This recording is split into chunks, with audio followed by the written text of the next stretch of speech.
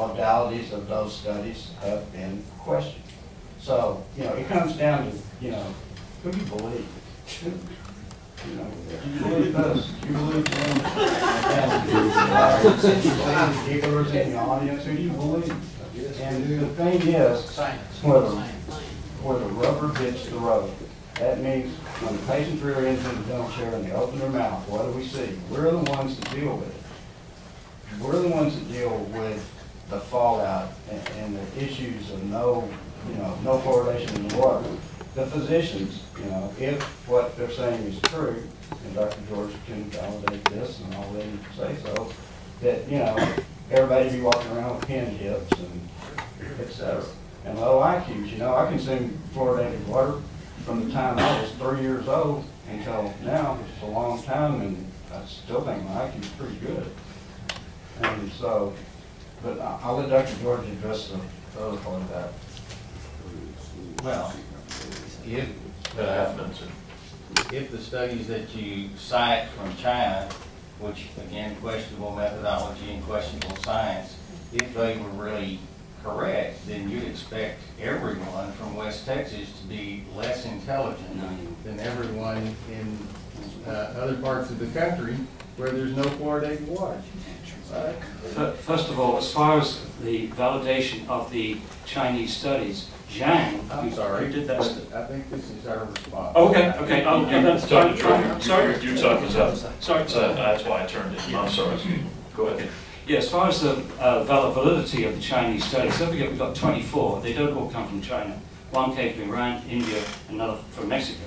But the point is this: Zhang updated that study and submitted it for publication in the Environmental Health Perspectives, which is the leading environmental journal in the United States. It's actually published by the National Institute of Environmental Health Sciences, which is part of the U.S. the Department of Health and Human Services. Now that was accepted for publication. So his methodology, which you're questioning, was actually validated by one of the leading environmental journals in the United States. I should add, it was later withdrawn, not for any methodological weaknesses, but because some of the information had been published before, and it's the policy of that journal not to publish information that's already been published. But the fact remains that it went through peer review, and that methodology met the standards of the leading environmental health journal in the United States. Sure.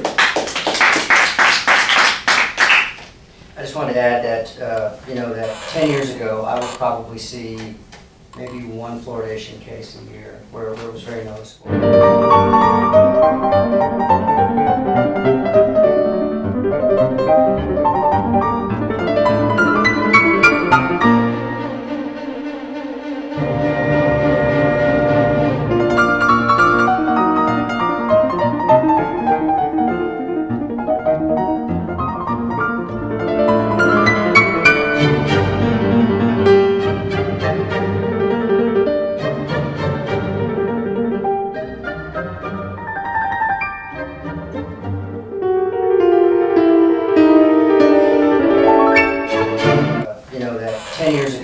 Probably see maybe one fluoridation case a year where it was very noticeable.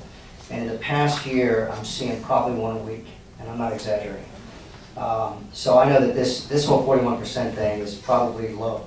It's probably over 50% of these adolescents, 12 to 15, who are being exposed. And our government, the EPA and Health and Human Services, lowered that level to 0.7 for a reason, because the science is overwhelming.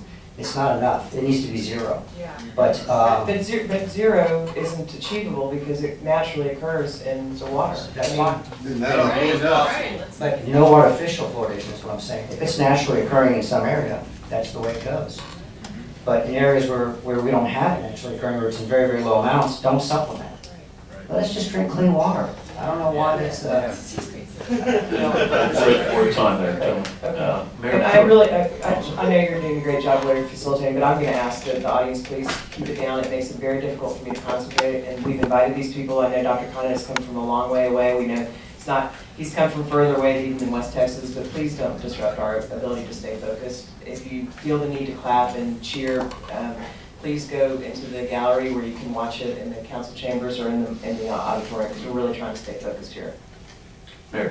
Well, I wanted to re-ask the question that still is yet to be answered, but I don't want to ask anybody over here. I want to ask Dr. Wong if you can chime in on the question that Councilman Rashid asked, and that is, and this may not be exactly how she asked it, but I think we're both trying to head in the same direction, is if the recommendation is 0.7 milligrams per liter, what were the assumptions used to come up with that recommendation? Because in a memo released from the water utility, it says that the 0.7 milligrams per liter was based on individual community needs. What does that mean? Well, I think some of the new recommendations that just came out, originally that range was based on some of the climate and temperature because there was considered to be variations in some of the consumption of water based on the climate and temperature. But then they've come to realize that because of air conditioning and other factors, that that variation is not as great. And so that's why they made this single recommendation 0.7. I thought you were actually going to ask about the other question regarding topical versus systemic. That's fine. If you have more information, we'd love to hear it. Well, just regarding that, I mean, I did, and I have spoken to the CDC, and the quote, what they actually say is that it's predominantly topical. In this, I guess, new issue of standards, was there any information or recommendation or conversation regarding the dosage versus the percentage? The doses of fluoride consumed based on their assumptions? Well, again, I think that the amounts and estimates of what is consumed were taken into account in those estimates, in the recommendations. So in other words, the lower dosage, the lower concentration was a recommendation based on what might be a different idea than previously was held in terms of how much was being consumed. Right. Yeah, okay, I got it. I know Fluoride Free Austin wanted to respond on the CDC piece, so I'll allow that, gentlemen, you'll have a chance after this week.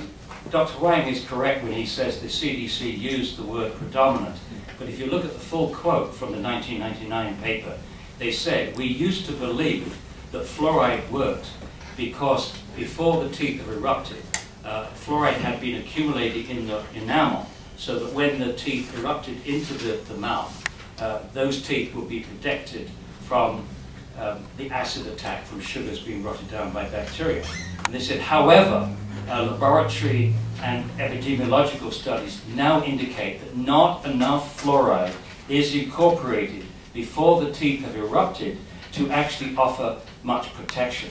And that's where they went on to say that the predominant benefit is topical, not systemic.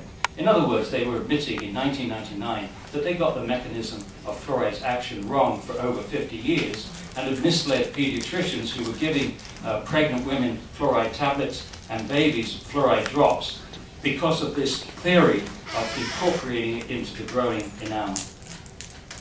Gentlemen.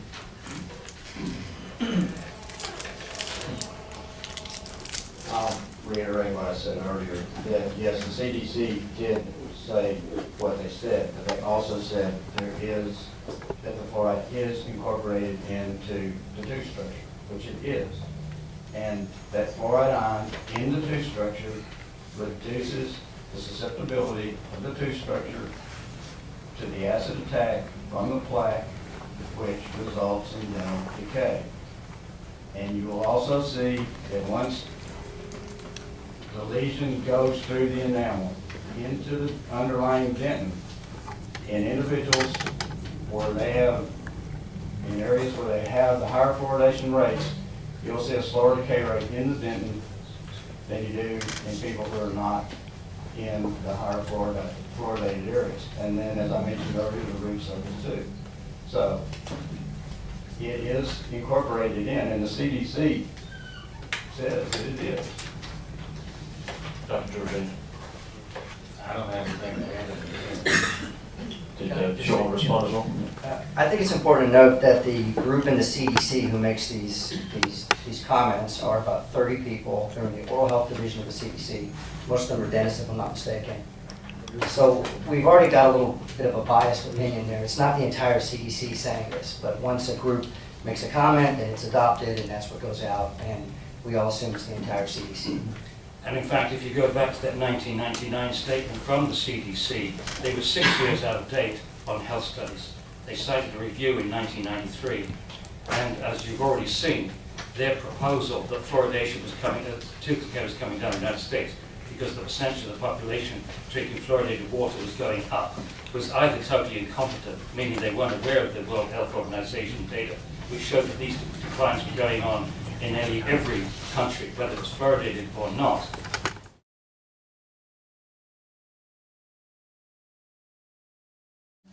I'm not aware of any recent studies in the U.S. that have documented caries prevalence following complete stoppage for more than a year, not recent studies.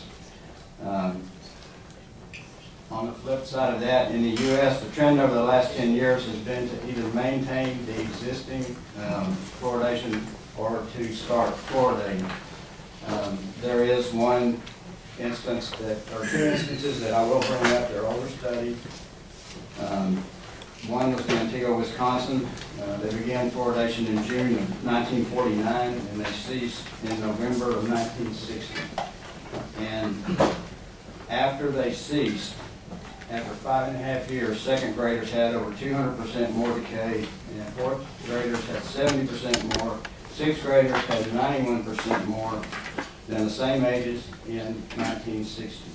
And so Citizens Green stated the water fluoridation there in October 1965 based on the severe deterioration of the oral health of the children. And then the other one was Galesburg, Illinois, which their public water supply came from an aquifer from a deep well water, and the fluoride content of the water was 2.2 parts per million. In 1959, their water source was switched to the Mississippi River, which the concentration was 0.1 part per million. And the data revealed a 10% increase in the number of decay-free 14-year-olds, a 38% increase in decay overall. 2 years later, the community began fluoridating at 1 part per million due to the severe declining oral health of its children.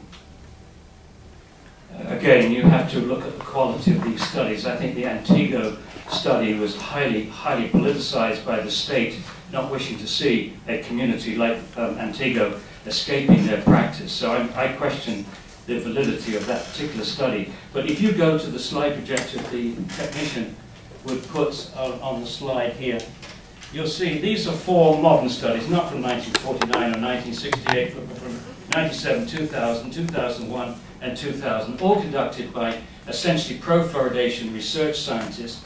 The first one is from the former Eastern Germany. When the two Germanys combined, East Germany stopped fluoridation. They didn't find that the tooth decay went up when they stopped. Same with Cuba. The one city, La Salud, when they stopped fluoridating, tooth decay didn't go up. The same in British Columbia, and the same in the community in Finland. So I don't think the scare tactics of what will happen if Austin stops fluoridating its water is validated by the latest science here. It may be that when they stopped fluoridation, they took other measures to fight tooth decay, but that's exactly what you should do in Austin as well. Make sure that the low-income families have access to free toothbrushes, etc., etc., etc. Do we have a list of all the communities that have stopped fluoridation? I think We do. Council Chair wants to see that, yeah.